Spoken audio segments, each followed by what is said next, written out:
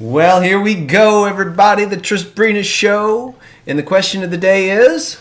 How to protect yourself from negativity. How to protect your brain from negativity. I mean, do you ever feel stressed, anxious, or stuck in negative thoughts and then wonder, how the heck did I get here? How did I end up here? And that's what we're going to really dive into tonight.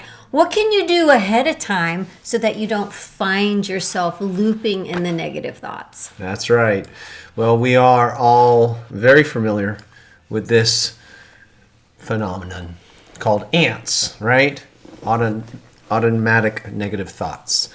These thoughts, where do they come from, these ants? Well, can we blame our mom and our dad? Sure, we could, but that's not very empowering. We've done that for long enough. Could you blame your spouse? Yeah. You could, and you'd be right. Sure. Right? It's definitely their fault. Can you blame the neighbors? I've tried that a couple times. Can you blame the frogs? They won't shut up at night. There's always a way to point a finger. But have you noticed when you point that finger, you got three pointing right back at you. So we said earlier before the show, where does this negativity come from? Well, it seems to come from the outside, but so often it has to do with our reactions on the inside. Mm-hmm. So Sabrina is fond of saying the term, I reframe. She reframes at the speed of God. Will you explain that to our audience, please? Well, it's as fast as possible. It's like, no, I love that saying. It's so cool. Yeah, so reframing. Reframing is when you catch, and that's kind of the most important thing, is that you need to develop the skill of being aware of what you're thinking and being more aware of what you're feeling. Because if you can see it and feel it, you can address it. And you're not going to find yourself off in worry land because you caught it early on. Right? So reframing or rewriting at the speed of God, or we can say at super fast, would be catching a thought and seeing, how could I look at this from a way of love and positivity and possibility in the smallest of ways. So 2 nights ago, so we have 2 puppies. If you haven't met them, I'm really sorry for you. You have missed out. These are the cutest because dogs ever. They are amazing. But Bentley is turning 15, so he's over 100 years old. He's like 105 in doggy years. And he's having some issues with his brain knowing where his back legs are.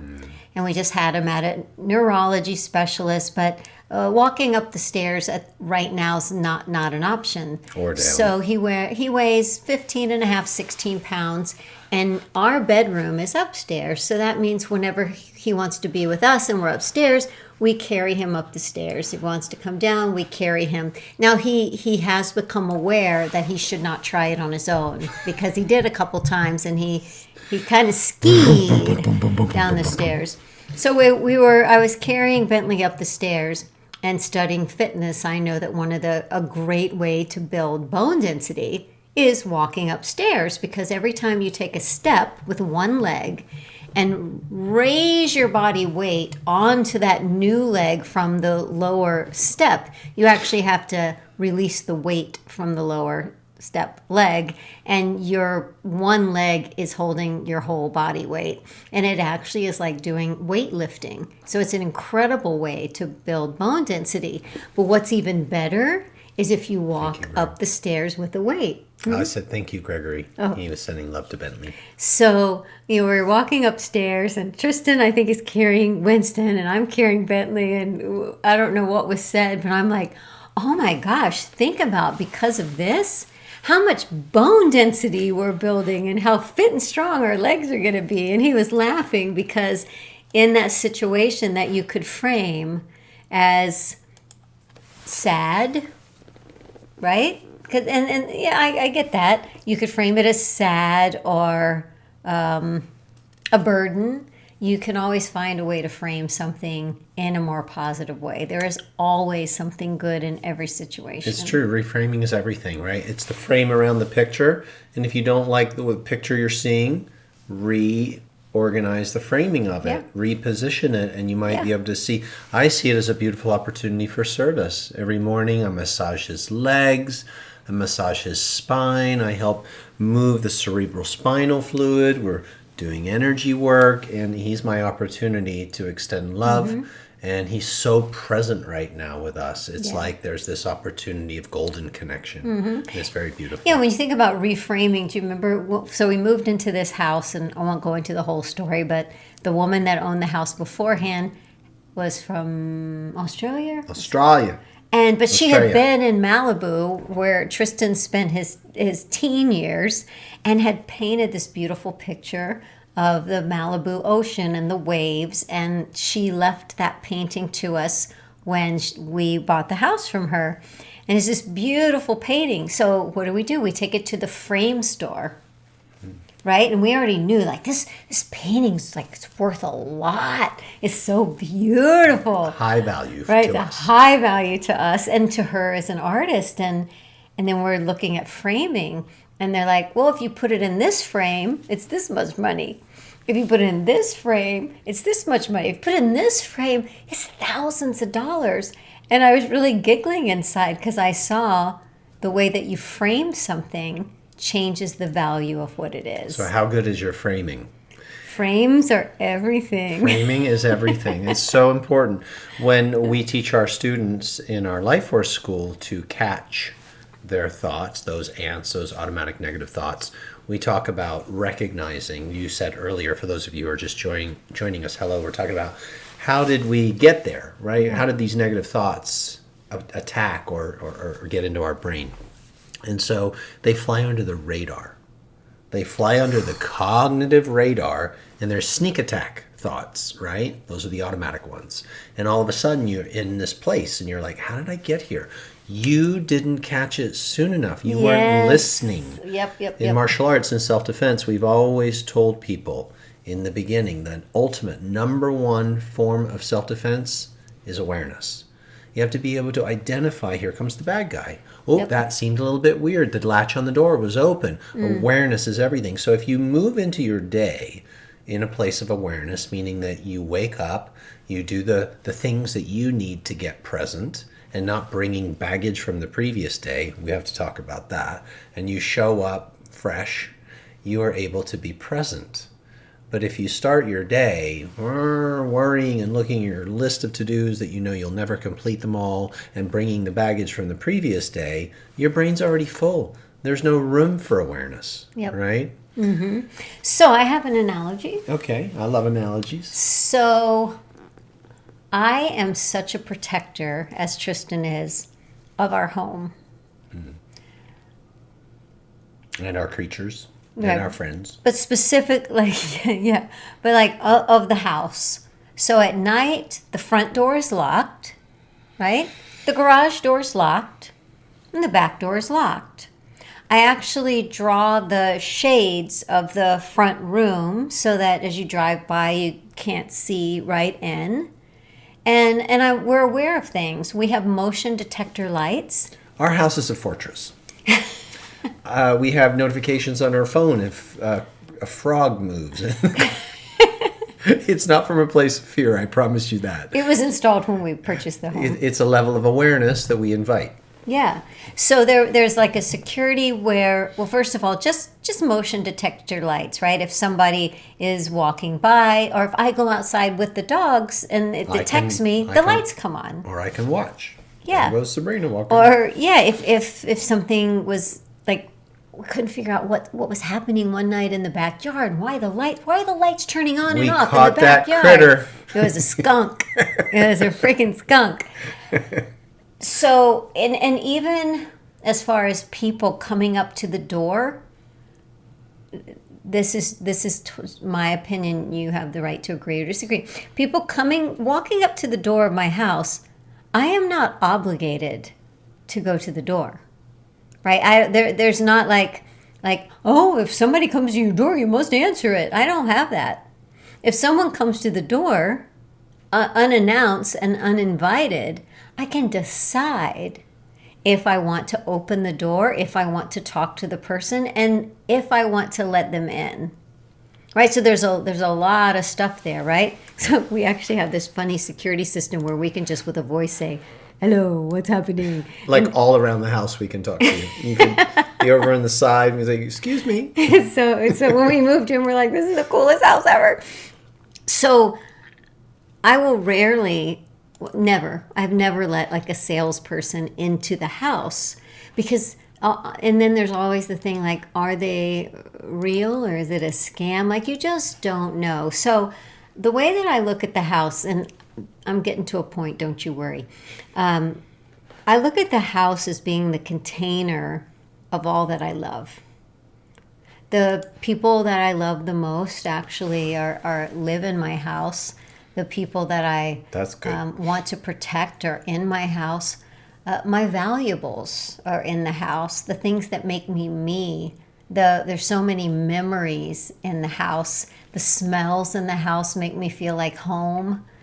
That certain blanket that I like to snuggle up with, the little chair I like to watch TV in, the knife I like to cut my lemons with, like the Our drying favorite knife. racks. What? Your favorite knife. My favorite, like I have all my favorite things. The bathroom, wait, like it's all so precious to me, and I feel very protective of it. And when I invite people into the house, I always feel like it's so cool to say, "Oh, come in here and see how I live." So it's this beautiful thing that I cherish and I protect. And I'm bringing that up to bring it as an analogy to our brains, to your brain. And what do we allow in? What do we just open the door for and say, come on in, as far as negative thoughts and negative feelings and negative opinions and other people and society and old programming? What do we invite in? And is there a way, the way that I protect what I love as my physical home, is there a way that I can protect and love my inner home? That's so good. Should I lock the doors against, and I don't mean like lock out reality, but against thoughts that are unwanted, against things that are going to pull me down, against things that are not going to provoke me towards more grace and love and alignment and evolving, and open the door to the thoughts that I want to come in that help me and propel So let's me say to you're in a grow. conversation and people are having a conversation and you noticing there's some pollution for you in those conversations. Mm-hmm. And you don't like being around that. Yeah. You can leave. You could redirect the conversation. Mm-hmm. You don't have to sit there Yeah. and just, associate yourself with that Yeah. or expose yourself to Yeah, that. let's call it change the channel. Change the channel. I am really not listening to, if like last night we rarely ever, and I'm like, let's watch a monologue from a late night show. We haven't done that in a year. And we put one on and I'm like, this sucks. It was so political. It was so us against them. There was nothing happy about it. If there was any laughter, it was at the expense of the other side. So we changed the channel. Yeah, you're like, okay, well, that was after not being around that for so long, So there's certain conversations that we find ourselves in, you actually could leave. Like you don't have to expose yourself to it. you don't have to invite it in. No. So there have been times where I've opened a door and then, oop, there you are, talking to that person outside your door that wants to spray your house from fire ants, right? And they're like, hey, we're the best. And you're kind of stuck in a conversation for a minute just out of being kind. Polite. And that's the way it can be in any situation. But I don't have to invite it in. I can actually be there and let them say what they need to say. And then I can say, you know what? I'm good. I don't have any pests right now. And be on your way, and I wish you well. So in my 50s, living my life, been exposed to a lot of different things, a lot of different types of people, a lot of different schools of thinking. I have gotten to a I like point. how animated you are. I have gotten to a point where I will call them my non-negotiables.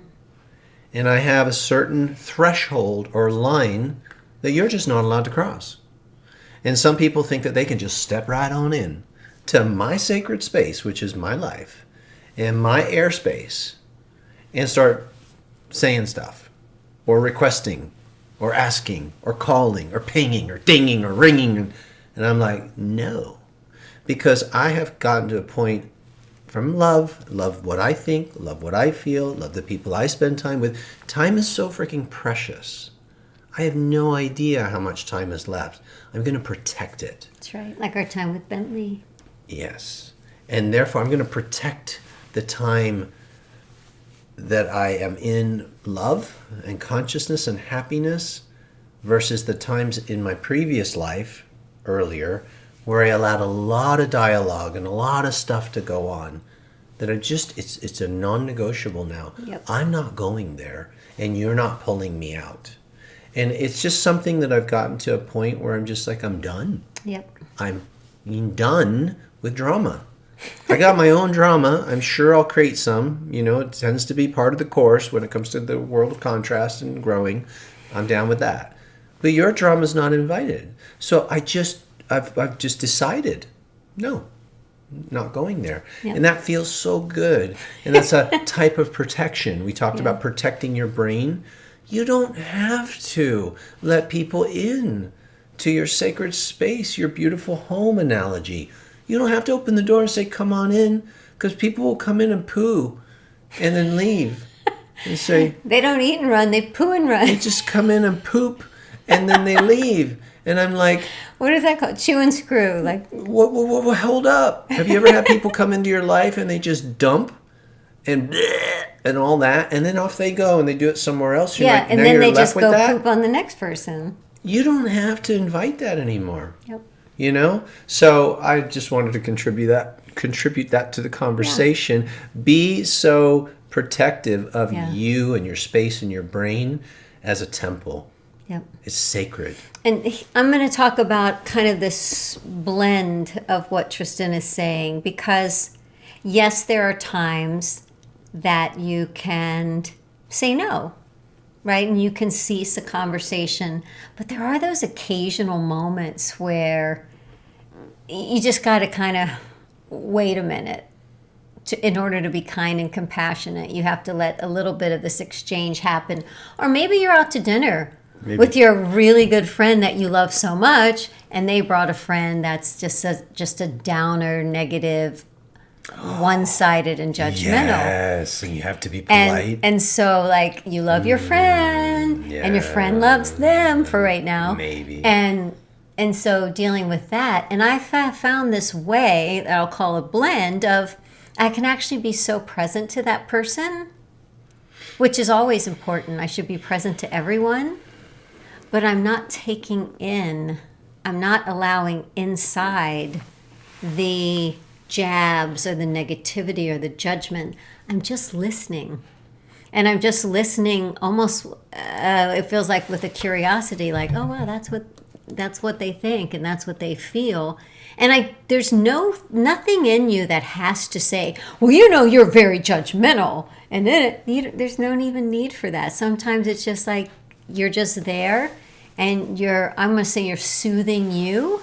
And you just see that other person is dealing with a lot of their own negativity, or they wouldn't be having those things. And you love your friend by just being there for a moment. You don't have to let everything in. Somebody can come and scream on your doorstep and you can keep the door shut. Talk to the hand. It happens in our lives more now than ever, perhaps, just because people are vying for your attention in so many channels. Through your telephone, through your messenger, through all the different ways things are trying to get your attention. Mm-hmm. And so you really do need to be mindful to protect your space, protect your energy, protect your field, protect your emotions, right? And so I think there's also something inside of us where we get to a place where we are just giving ourselves permission to protect. Right? It's kind of what I was saying earlier about, like, I'm just making the choice that's a non-negotiable for me. But you have to give yourself permission to say no. You have to give yourself permission to say, thank you so much, not really interested. When you get those calls and someone's trying to sell you something, you don't have to hang up out of anger. Just thank you so much, no thank you. Yeah. We were at a big conference a week or so ago, and someone we love very much started saying to me that this other person was driving them crazy. And she was saying, this person really gets on my nerves. You know, the way they do this or that, it just pushes my buttons and it bothers a lot of other people too. And I feel like it causes this and this. And my honest answer to it was, this is just what I said, I'm recalling it, is, you know, I really know what you mean. I can totally see that. And I said, but can you imagine what it's like being them? That was good. Knowing That was really good. that he knows he's socially awkward, and he knows that he has trouble expressing himself, and he knows that other people kind of feel yucky around him, and he knows that he's been struggling with his whole life. And so what if, and I remember this from a mentor that said it to me, a mentor said to me, Sabrina, you think everyone has the potential to be a straight A student? Because not necessarily academically. Some people C minus, that's their best in that area. Right now. And can you be okay with that? They might be an A plus in another area. And so I said, that's the best. He's really trying. He's really doing his best. And I know it's irritating. And she goes like this. She goes, there you go, being all forgiving and positive again, just like you are. Making me feel like an asshole. And it really made me laugh because I wasn't trying to be positive. I really wasn't. I wasn't trying to reframe. That's good. I was only sharing how I had thought about that same person that could be irritating. And I had to think about things like that. And I do. You know, when you're with somebody and let's say they're just bitchy, right? Everything is a freaking complaint. Well, I can walk away from them, but they can't. Yeah. Just think about that for a second. That person who everything they see, the coffee's too bitter, the coffee's too hot, oh, the coffee's too cold, the cookie's too sweet. Why did it take so long? The table isn't clean. Oh, the table is wobbly. The bathroom didn't even have toilet paper. The paper towels didn't work. Did you see the We got the point. Right? And I can just go on with my life, but they can't. They can't escape it. Are you going to save them? No. Can't save them. No. What can you do? I just be me, but my point is that you can have a little bit of compassion for that person who can't get away from it. and you can be an example, but some people are so attached to that identity, they don't know what else to do but complain. They don't know who they'd be if they didn't. That's a whole nother show. But just as far as protecting yourself, know that you can stay clean, because the hardest thing is to join in and stir up the momentum within yourself and then try to reverse the momentum. Because sometimes what people are saying, there's a part of me that's like, yeah, he's a freaking blah, blah. Yeah, and I think so too. You just jumped to judgment. So you could commiserate, yeah, and you could jump into the negativity. Absolutely. And now you have negativity in your brain. Or you could start reacting to them and start getting mad or upset or whatever, and now you have negativity in your brain. So the reframing is really good. The compassion is essential, and then removing yourself from the situation. Yeah. There's another one. We call it thought smog. You can be in environments where maybe there's no direct verbal. Glad you brought that up. But people are in a negative space in certain places, and there's energy and thought smog in the air. You may have felt it in a mall or at a concert or in a restaurant where there's a gathering of people. Places like usually casinos and stuff like that do it to me. But you're around an energy and thoughts of gimme, get, whatever it is. Fear, lack, yeah. Oh my God, I hope, desperation. But that's affecting you. Now, of course, you can walk into any place and stay and remain in a protective zone of your own if you are protecting yourself and putting out. But be mindful of places that kind of suck your energy, suck your life force, and that thought smog. So try to spend time in high vibe environments. Like your home is sacred. So the thoughts that are happening in your home are actually important. The TV that you're playing, the music that you're playing. All of these are carrying information through sound waves and thought waves. And so you're affected. So just, I know that sometimes we have to go to places where you can't, not everyone's enlightened, okay, like you are. So just beam your light as best you can and be mindful to not let and when I say let your guard down, I mean keep your presence up. Yeah. Keep your awareness up. Stay vigilant to be present. Because thoughts are so powerful. Right. Thoughts are so powerful. I'll tell you something that happened to me, which ended up being us, like a week ago. I had a dream, like the ones you have when you're asleep. And I had a dream. And in the dream, Tristan was such a jerk. He was such a jerk. I didn't like him. I'm just going to say that dreams are an extension of our own consciousness. Keep going. He wouldn't listen to what I said, and I knew what needed to happen, and he wouldn't listen. He was like, la, la, la, and he wasn't respectful. And I woke up, and I knew I was dreaming. I was like, I was irritated with him. And we went downstairs and we're making coffee and he's like joking. And I'm like, I'm having a really hard time like being open to you because I'm kind of mad at you right now. I'm like, hold up. Not guilty. That was a freaking dream, man. I had nothing to do with it. Unless she was trying to process something. Was she using my character to process it? It was just so real. It was so rude. I'm like, I didn't do anything. She's like, yeah, that's right. You didn't really do that, did you? I'm like, no. It happened in your head. But that's all it ever is. That's all it ever is a thought. And I loved that moment because I actually felt myself like putting up a wall. Like, you better be careful with this one. And then poor Tristan, he has no idea the drama that I was having during the night. He had no idea how disrespectful he was. I had no idea what I had done. So be mindful of your own projections. Have you guys ever done that? Where you're in your dream, whether it's waking dream or dreaming dream, and you're projecting onto another human being something, and then they're going to start reflecting that back, usually because we pull out of others what we project onto them. Write that one down. We pull out of others what we project onto them. So if you're throwing that out, guess what? It's going to come back. Well, how did you feel when I mean, because that happens in life, right? Somebody will accuse you of something. I felt. And you didn't do it. And you don't feel, like somebody will say, I know you feel wrongly this. accused. Wrongly accused. Absolutely. Not guilty. I guess land that point that I was just saying, like what you put out onto others, you project out. So if you're putting bad juju because you're living in your own negative thinking, your external world is a reflection of your internal world. So it actually starts coming back.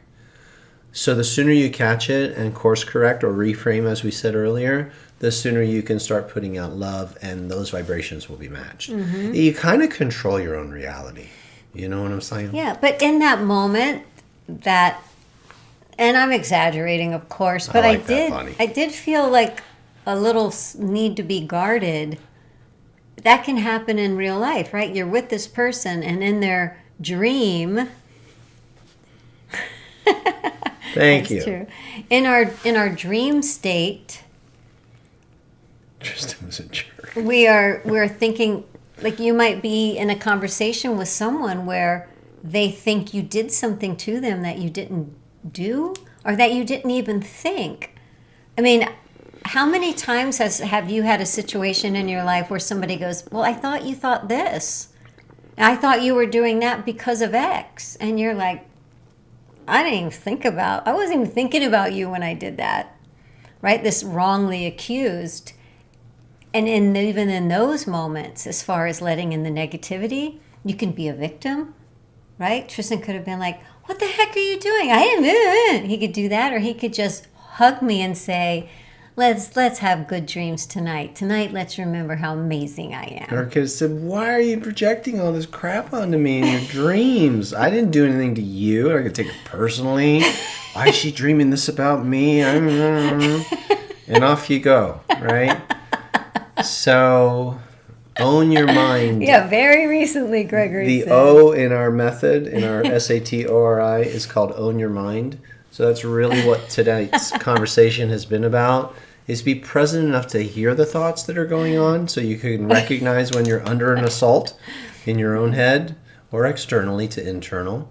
And then what do you want to do with that information? Can you reframe it? Can you tap into compassion? Yeah. Can you catch your own program and flip it so you're projecting love and kindness and understanding?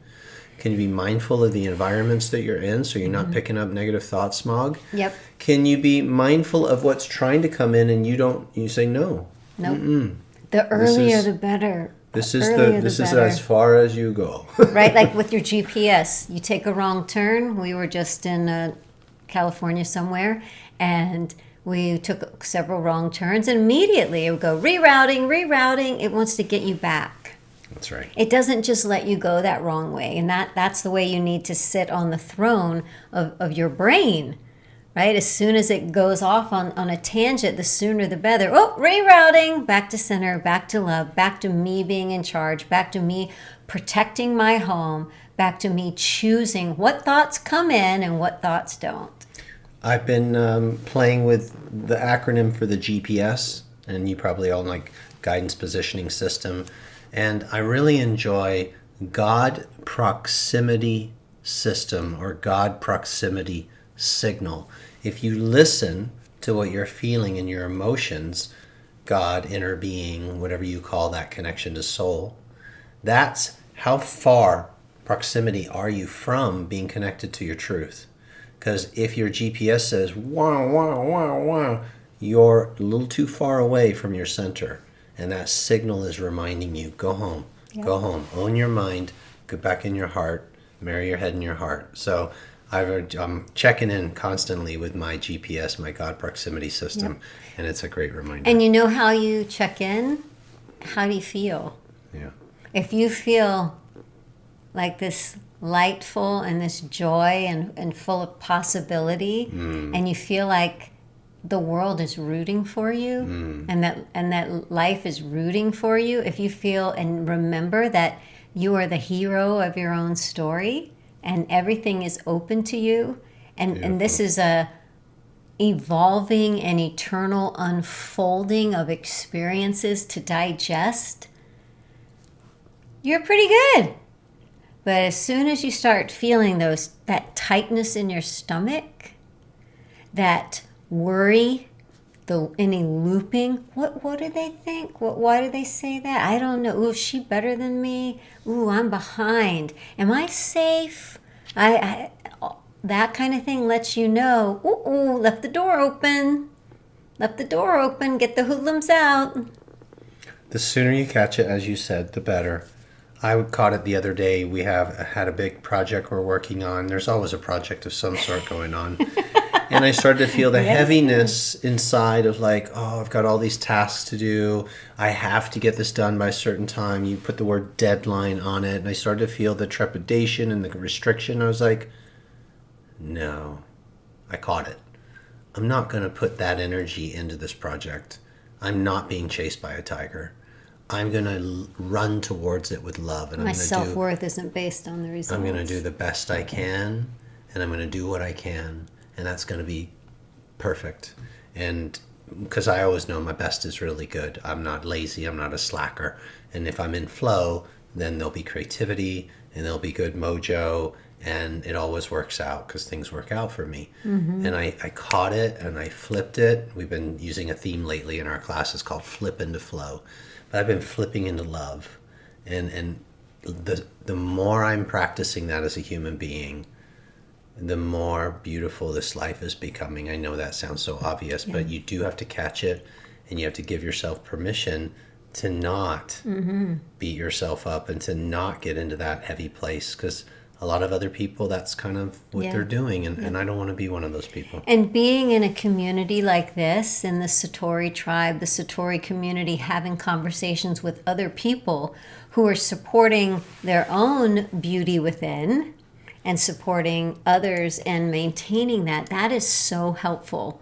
It strengthens the beauty of my own home, my inner home, when I am around others who have that same respect for their home. So I really appreciate and value the Satori community and those of you that show up for the shows, show up for the trainings, watch the replays, and contribute your insights, because we are empowering each other. When you see that someone else is doing something and someone else is making a choice, you see that possibility within yourself. So I have a lot of gratitude for the tribe that we have. Sabrina, will you address this this question from Elise? I just caught it. She's in the energy group right now watching us. And the question is, will you please address dealing particularly with family members, especially at a family event? So dealing with sounds like at the time that we were speaking, we're dealing with something heavy. Yeah. Right? Can you talk to that? I think it would be that moment similar to how we described you're with someone you love. And I said that someone you love has a partner that is negative, but maybe it's the someone you love that is negative. And I think you acquire a skill in being beautiful with them. And if they need to get something out and off their chest, you can just be there. And sometimes I've had to practice just listening, but I'm not taking in the vibration that they might be saying it with. If it's accusatory, condemning, or victim, I just let them say what they say. And then basically whatever my words are as a response, the underlying energy is just, I love you and I'm here. I love you and I'm here. That's it. I'll piggyback because we all have our perspectives, and I have a family member who was getting into a very negative rant, and it was starting to pull me down. I was starting to feel heavy listening to the same old story. And so I did have to inject, hey, you know what? I've been listening to this story and I wanted you to get it off your chest.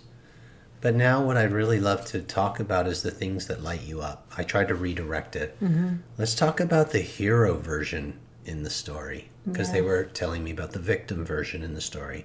Can we talk about that? What does that look like? Let's get excited. I wasn't trying to coach, but I couldn't help myself. Can you tell me about what that would look like if it was what you would want? And maybe we could just visualize that and hold that together. And they did it for as long as they could, but they kept going back to the other. And I actually had to cut it loose. And I'm still there, and I love them, and I'm right there. But I couldn't do it anymore, because it was just, I can't serve that. And I was activating in them by holding space for their negativity. I was helping perpetuate it in them, and I can't, in good conscience, do that, because I'm keeping them stuck in that vibration. So if they want to join, then you gently can entrain. You can do it very gently and lovingly, like, oh my gosh, I totally can relate. I've been through something like that. Here's what I ended up doing, and it worked out. Like, you can try to pull them in to a new story. So you do it with love, and you protect yourself first. You have to protect yourself. Doesn't matter who you're with. You got to take care of you. You can't help anybody if you start going down. Yeah. Everyone outside of me is me. Right? I have that little game I play. What if I'm the only one here? And everything else is just, illusion to help me wake up more to me. What if? What if I'm actually the only one here and everything else is an illusion, and everyone outside of me is here to help me be more beautiful? And in my reactions and conversations, negotiations, and allowing with that other person, if I really saw it from that point of view, with kindness and compassion, and sometimes some tough decisions of what you say and how you say it, and of course always speaking the language that that person will understand, and sometimes distancing, and that could be pretty tough too, but and only at the right time. Right. As we have moved through our years together, our friendships and relationships with others have changed because their interests are no longer the same as ours. It's better for them too, because they should find people who are more interested in what they love, and vice versa. There you go. All right. So it is Thursday here, in Texas. Really, what day is it in other places? Some places it's Friday at the time of this recording. Some places it might be Wednesday still. You rascal. Anyway, I was going to say... I'm mad at you. I had a dream. I'm going to have a mean dream about you tonight. What I was trying to say, because it's Thursday... Tonight when you go to bed, say to the one you love, I'm going to have a mean dream No, about don't you. say that before you go to bed. That's the worst advice. Because it's Thursday here in Austin, and it's Thursday in other places too, we're going to have a date night on your behalf. No, we're going to have a date night. You go on your date night. We're going on our date night. We're going to go Italian, We're going to Camilla's. Carmela's. Carmela. We're going to go to Carmela. And we're going to have a little piece of cauliflower crust pizza at the pizzeria. Okay. On that note. Yes, go ahead. Well, I was wrong. I was going to say tomorrow we have our first session with our people going through the certification, but it's on Saturday. All right. Now make peace, guys. Yeah. Okay. Thanks, everyone. Wait. Look at the screen. Much love.